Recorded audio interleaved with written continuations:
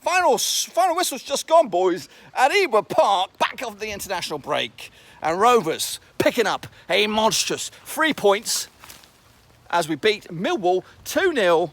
Job done. And my, oh my, what a game. Actually, was on Twitch watching it. So you missed that, folks, probably.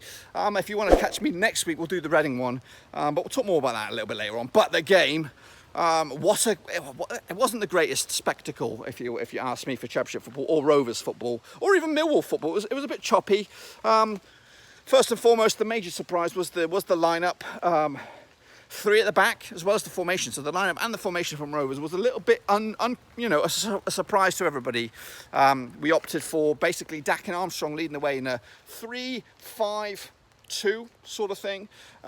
Johnson was the lone. So in fact, let me just run down the team. It was Walton. Then we had Williams, Lennon, and Big Tonton Amadabarayo at centre backs. And we had Cunningham and Bennett as marauding fullbacks, and Big Bradley Johnson in the middle of the park on his own. Travis on the bench, big call there. Downing and Buckley got the nod in the middle of the park with Dack and Armstrong up top. So it was definitely a surprise to see that lineup and then that formation as well. But to be honest with you, I've got to give Millwall a lot of credit. They actually pressed us early and probably had 3 of the best chances in the first half. But the one and only real chance that happened went to flipping Derrick Williams. Let rip with an absolute barnstorming goal, possibly goal of the season for a Rovers man already. Let's just cancel the vote right now because that was an absolute belter. That's his 2nd goal of the season. Could have had 3 already as well because I think he got 1 disallowed in a game. I think it was Middlesbrough or somebody. I don't know. Some other match he had a goal disallowed. So goal of the season contender by Williams. Put Rovers in front.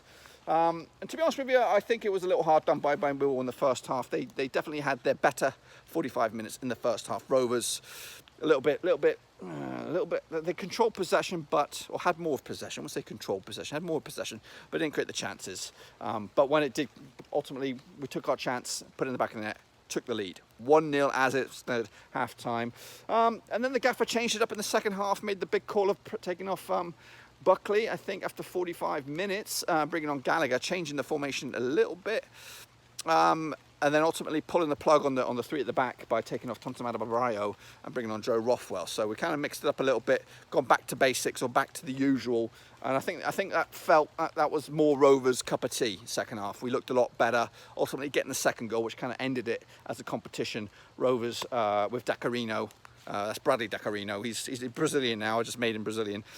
So yeah, he got job done. Goal number 2 for Rovers in the bank. Sealed the deal. Schlucked it up at the back. Clean sheet once again, Rovers.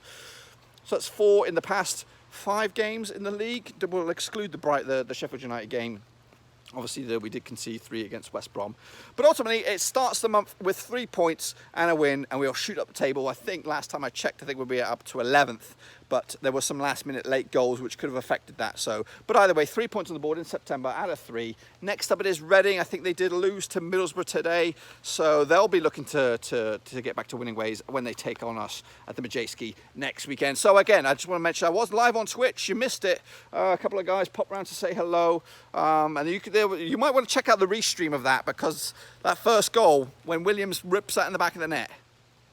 I probably woke up the neighbours because obviously it's still morning over here in the US of A.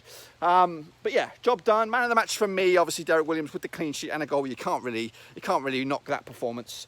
Any other standouts? Downing looks an absolute gem. I tell you what, I don't know. He did start the season well, with his bits and pieces and contributions. But I don't know what Middlesbrough were thinking last season. And I know there was some talk that if he played one more game they would have either boosted his contract or got another year or something like that, but hey, Middlesbrough's loss is our gain here, folks. We'll take that to the bank all day long. So Downing looks like a player. The only concern is the goals up front. Gallagher's not scoring. Armstrong had a couple of chances as well. And he needs to, I don't know, maybe drop him into the under 23s and give Chappers a shot in the senior squad. That's something to think about. Gaffer, as you'll take away these 3 points. And yeah, get going and get ready for Reading. So a little bit later on, I will do a detailed review. It'll be, in fact, a lot later on. It'll be probably early Sunday morning, depending on where you are in the world. Obviously, I've got to hit the road once again. It is rainy, but yeah, Rovers 3 points, 2 goals, lovely jubbly, and a goal of the season in the books. So yeah, detailed review a little bit later on, but we'll hear what Moby has to say. We'll take a look at the stats and all that kind of good stuff. And again, make sure you stick around on the channel for the next few days. We've got a lot of live coverage coming at you over on YouTube, predictions and all that kind of good stuff. And we'll do my FIFA 20 career mode reveal live on the channel. Anyway, enough about that. I'll talk to you very, very soon. Thumbs up, subscriber. Chat for now. Come on, Rovers! Thanks again for watching. Please like, share, and most importantly, hit the subscribe button to keep you bang up to date with all things Blackburn Rovers related, championship related, football related. We've got it all covered right under one roof. And while I still have you, please be sure to check out some of the old videos scattered along here. I hope.